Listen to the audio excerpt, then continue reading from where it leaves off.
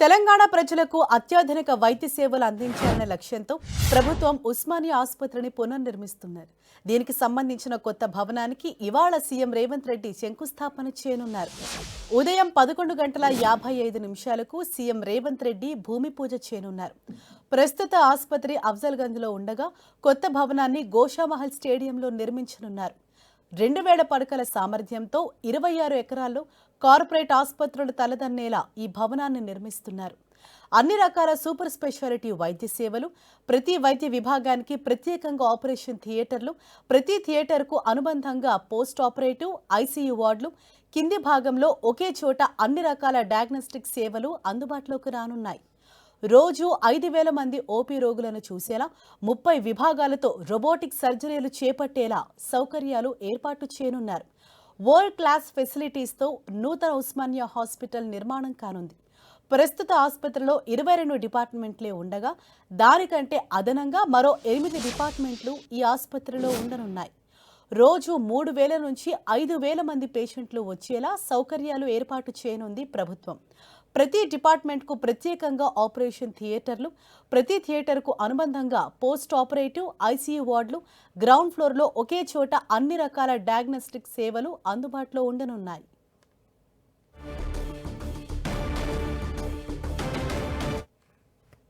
ఇదే విషయంపై మరింత సమాచారం తెలుసుకుందాం. మా ప్రతినిధి అజయ్ మనకు అందుబాటులో ఉన్నారు. అజయ్, ఈ నూతన హాస్పిటల్ యొక్క ప్రత్యేకతలు ఏంటి? ఏ సమయానికి సీఎం అక్కడికి చేరుకోబోతున్నారు?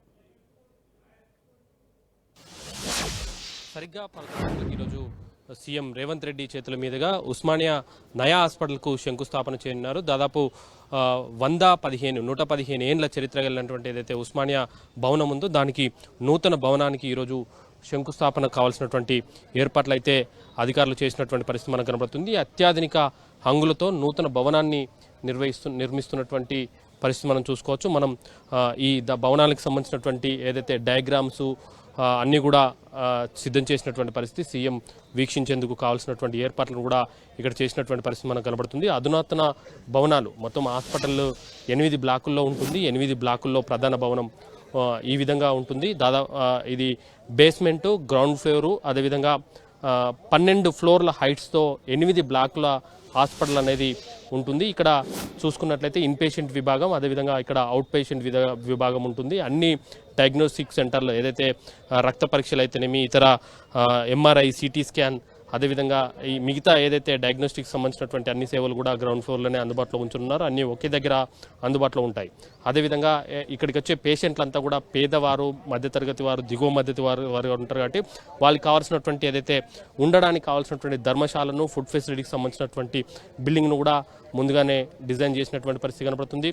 అయితే ఉస్మానియా హాస్పిటల్కి సంబంధించి ఉస్మానియా ఏదైతే విద్యకు సంబంధించినటువంటి ఏదైతే మెడికల్ కాలేజ్ ఉంటుందో వాటికి సంబంధించినటువంటి భవనాలు కూడా ఈ ఉస్మానియా హాస్పిటల్ ఆనుకొని ఏదైతే గాంధీ హాస్పిటల్ ఉందో గాంధీ హాస్పిటల్ తరహాలోనే అదే కాంపౌండ్ వాళ్ళలో girls hostel, boys hostel, academic బిల్డింగ్లు కూడా ఏర్పాటు చేయడం జరిగింది. మనం చూసుకోవచ్చు.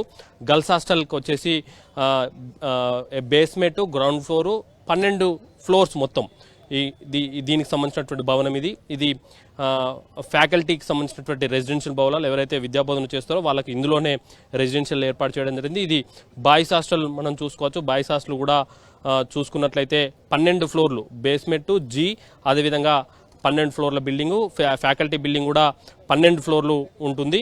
అదేవిధంగా అకాడమిక్ బ్లాక్ ఏదైతే టీచింగ్ క్లాసెస్ జరిగేటువంటి బ్లాక్ ఏదైతే ఉందో ఈ అకాడమిక్ బ్లాక్లో ఉంటుంది. అకాడమిక్ బ్లాక్ కూడా అదే స్థాయిలో నిర్మిస్తున్నటువంటి సందర్భం కనబడుతుంది. Physiotherapy, GNM, BSc, nursing college, dental college, auditorium అన్నీ కూడా దీంట్లోనే వచ్చే విధంగా డిజైన్ చేసినటువంటి పరిస్థితి మనకు కనబడుతుంది. మొత్తం 32 లక్షల చదరపు అడుగుల విస్తీర్ణంలో ఈ అకాడమిక్ బ్లాక్, అదేవిధంగా హాస్పిటల్ ఇవన్నీ కలిపి కూడా ఈ ఫెసిలిటీస్ని అయితే సిద్ధం చేస్తున్నటువంటి పరిస్థితి కనబడుతుంది. వచ్చే 100 సంవత్సరాలకు సరిపోయే విధంగా గతంలో నిర్మించినటువంటి హాస్పిటల్ దాదాపు 115 సంవత్సరాల ఏళ్లకు ముందు నుండి హాస్పిటల్ అనేది రన్ అవుతుంది. ఇప్పుడు నిర్మించే హాస్పిటల్ కూడా అదే స్థాయిలో మరో 100 ఏళ్లకు ఉపయోగపడే విధంగా అంచనాలు వేసి నిర్మిస్తున్నటువంటి సందర్భం కనబడుతుంది. ముఖ్యంగా రోజు 3 నుండి 5,000 మంది ఓపీ పేషెంట్లు వచ్చినా తట్టుకునే విధంగా ఈ ఏదైతే హాస్పిటల్ ఓపీ బ్లాక్ను నిర్మిస్తున్నారు, సువిశాలమైనటువంటి ఏదైతే వెయిటింగ్ హాల్స్, అదేవిధంగా అధునాతనమైనటువంటి హంగులతో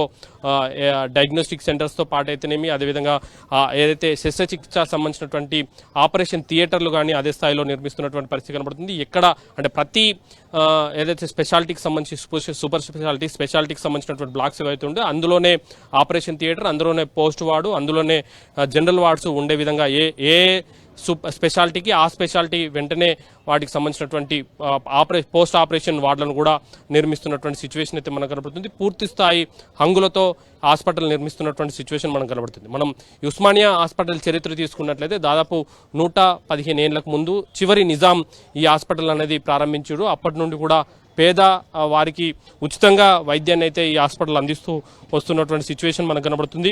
మనం ఈ దానికి సంబంధించినటువంటి ఏదైతే ఇక్కడ ఉన్నటువంటి ప్రజలు కొంత దీనిపైన అనేకమైనటువంటి అనుమానాలను అయితే వ్యక్తం చేస్తున్నప్పుడు కూడా ప్రభుత్వం ముందుకెళ్తుంది. ఉస్మానియా హాస్పిటల్ ఇక్కడ నిర్మిస్తూ ఉంటే మాకు రోగాల బారిన పడే అవకాశం ఉంటుంది, స్మెల్ వస్తుందని ఇక్కడ ఉన్నటువంటి లోకల్ గోషామహల్కి సంబంధించినటువంటి పబ్లిక్ చెప్తున్నప్పుడు కూడా ప్రభుత్వం అయితే ముందుకెళ్తున్నది. అయితే 1910లో ఏప్రిల్ 20న ఉస్మానియా హాస్పిటల్ అప్పుడు ప్రారంభమైంది. అప్పటి నుండి దశాబ్దానికి పైగా చరిత్ర కలిగినటువంటి హాస్పిటల్ ఏదైతే ఉందో నిరంతర యానంగానైతే ఈ సేవలను అయితే అందిస్తున్నటువంటి సిచ్యువేషన్ అయితే మనకు కనబడుతుంది. మరికొద్ది సేపట్లో ఈ ఉస్మానియా హాస్పిటల్కు సీఎం రేవంత్ రెడ్డి శంకుస్థాపన చేయనున్నారు. Thank you Ajay.